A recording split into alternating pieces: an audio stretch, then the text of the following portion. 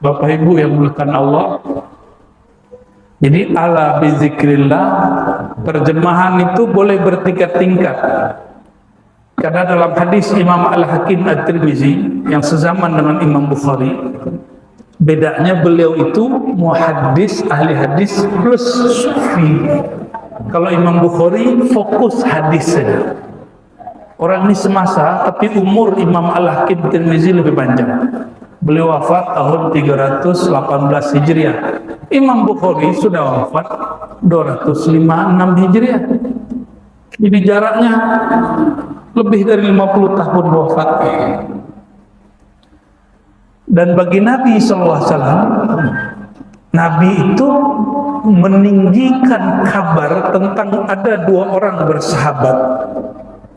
Satu jihad, satunya syahid fisabilillah, gugur mati. Yang kedua belum mati-mati. Tapi setelah itu yang kedua meninggal sekitar seminggu sampai 40 hari. Apa kata Nabi SAW? Itu yang kedua makomnya lebih tinggi dari yang pertama.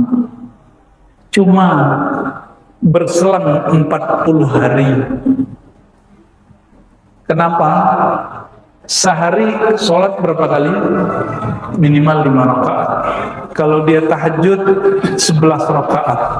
Kalau dia sedekah setiap hari sudah sekian derajat. Jika dia memandang kepada Rasulullah SAW, dia naik 70 derajat.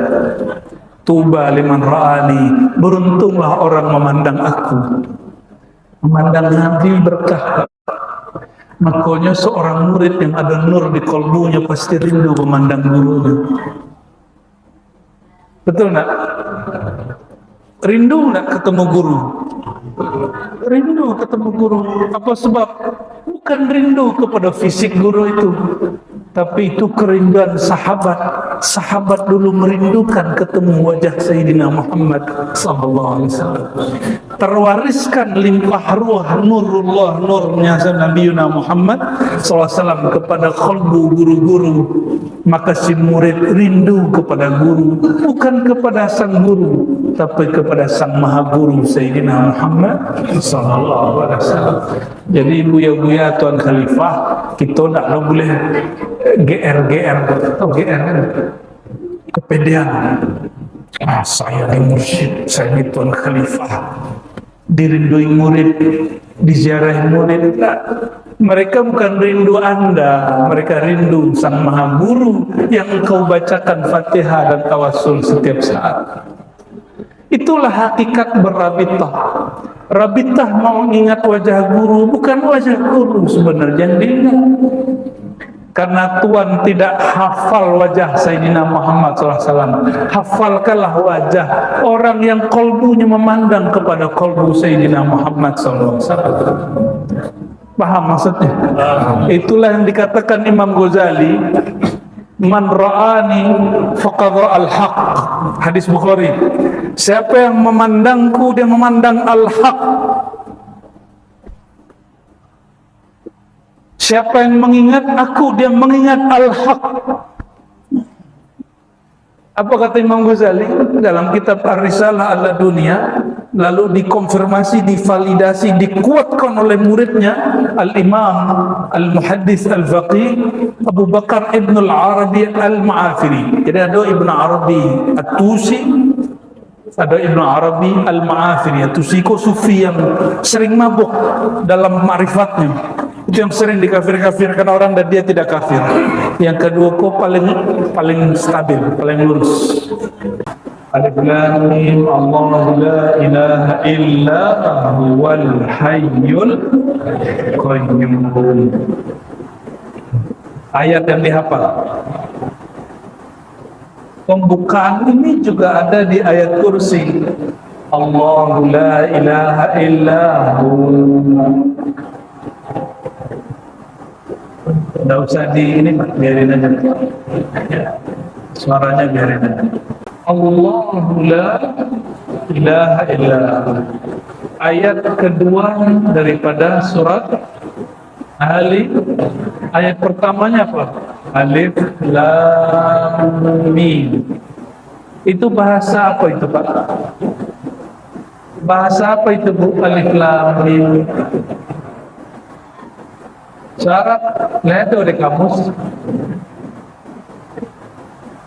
Yang belajar bahasa Arab, adakah Alif Lam Mim di dalam kamus? Dan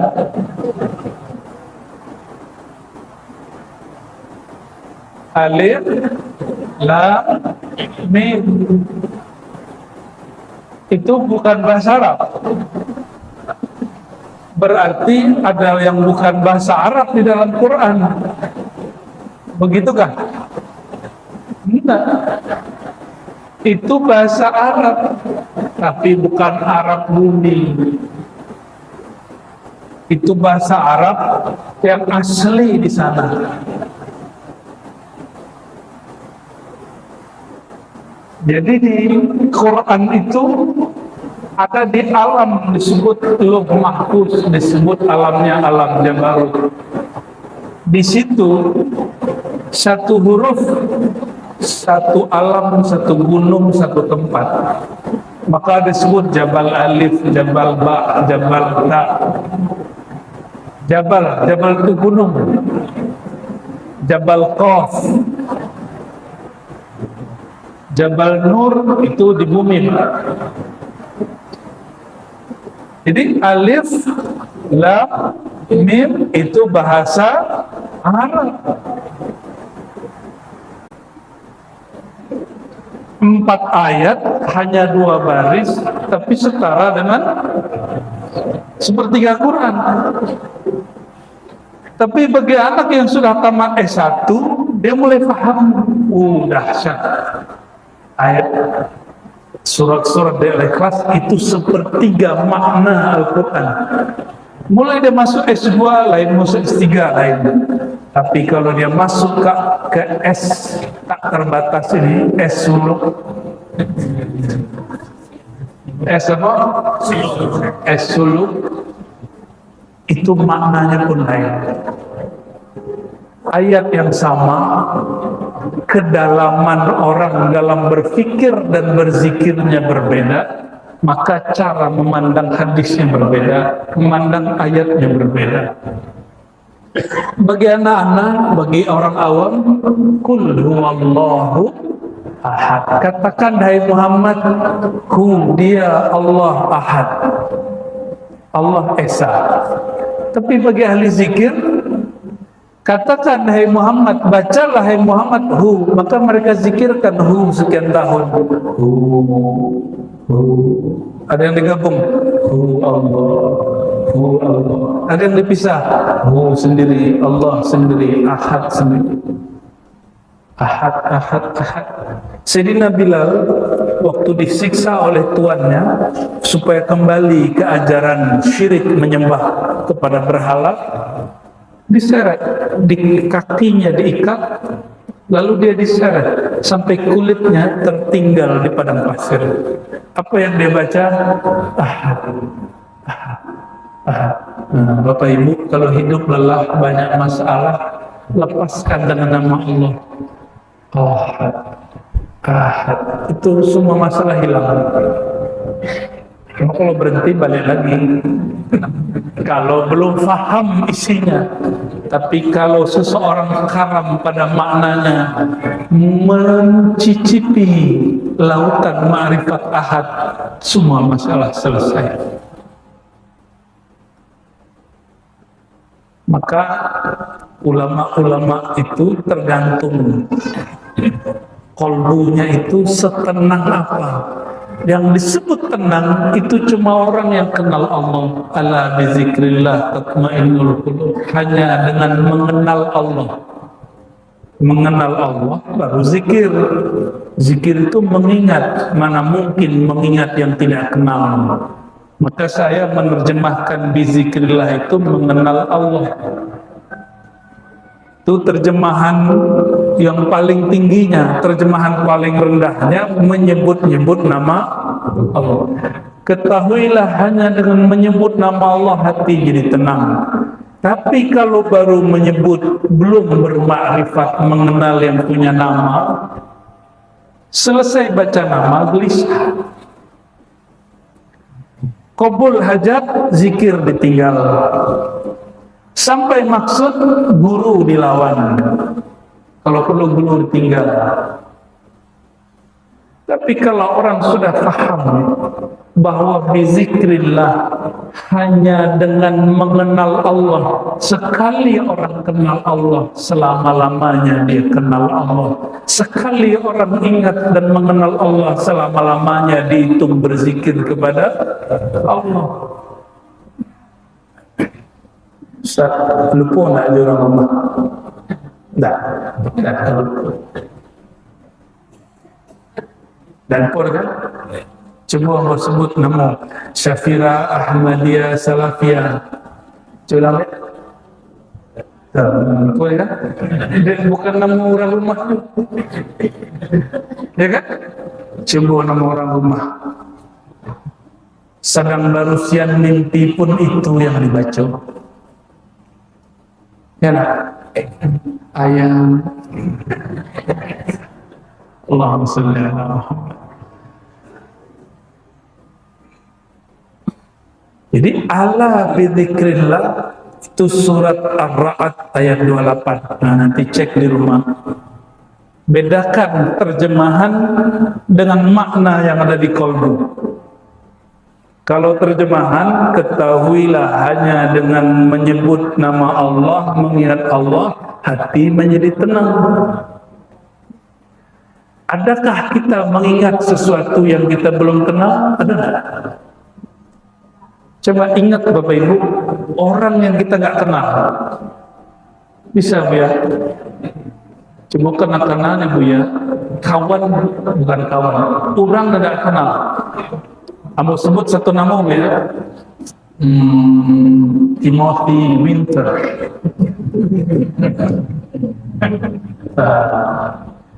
Descartes. Pak Kades.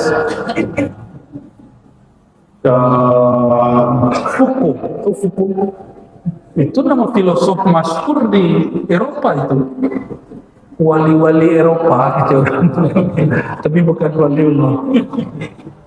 Itu disebut nama blank. Nah, itulah nasib orang zikir nggak belajar ma'rifat. Itulah nasib murid ikut suluk nggak ngaji sifat Allah. Jadi mohon maaf buya-buya, ambo mengingatkan diri sendiri, kalau awak bang murid jangan hanya dikasih zikir, kenalkan dulunya kepada yang punya nama. Sepakat ya, itu kerja buya itu. Diajar-ajarnya seketek-seketek, tidak usah pakai istilah sifat 22. Diajar-ajarnya Rasulullah Tuhan, baru suruh-suruh. Kalau dulu kan enggak, suluk lang, banyak tanya. Dulu kan begitu. Murid dulu beda dengan murid sekarang, Bapak Ibu. Murid sekarang penasaran, dia buka YouTube. Ya, bakok beda kaji di YouTube, juga kaji buyawa di kampung.